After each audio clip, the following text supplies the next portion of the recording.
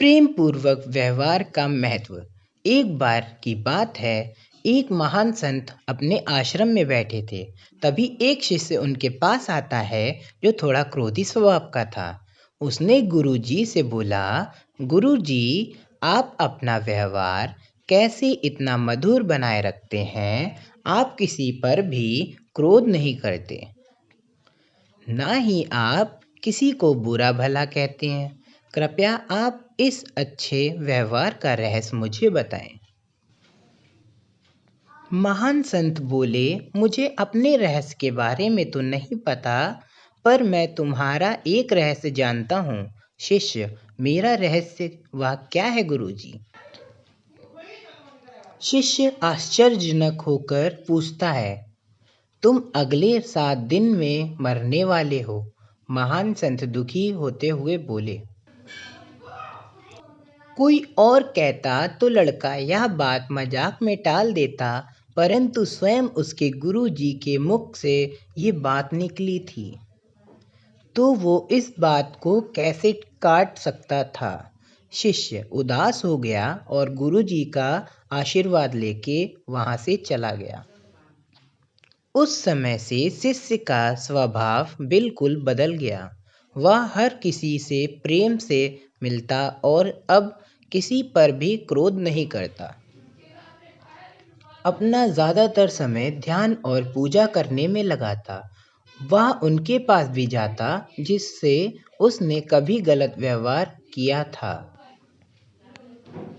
और अपने व्यवहार के लिए उनसे माफ़ी मांगता। और इसी प्रकार देखते देखते गुरु जी की भविष्यवाणी को 1 हफ्ते पूरा होने को आया। शिष्य ने सोचा कि चलो आखिरी बार गुरु जी के दर्शन कर आशीर्वाद ले लेते हैं।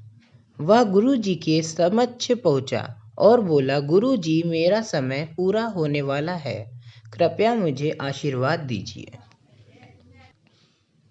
गुरु जी बोले, मेरा आशीर्वाद सदा तुम्हारे साथ है। पुत्र, अच्छा ये बताओ कि पिछले 7 दिन तुम्हारे कैसे बीते? क्या तुम पहले की तरह लोगों से नाराज हुए, उन्हें अपशब्द कहे? गुरु जी ने शिष्य से प्रश्न किया। शिष्य बोला, नहीं नहीं, बिल्कुल नहीं। मेरे पास जीने के लिए सिर्फ 7 दिन थे। मैं इन्हें बेकार की बातों में कैसे गवा सकता था? मैं तो सबसे प्रेम से मिला और जिन लोगों का कभी दिल दुखाया था उनसे क्षमा भी मांगी। शिष्य बोला।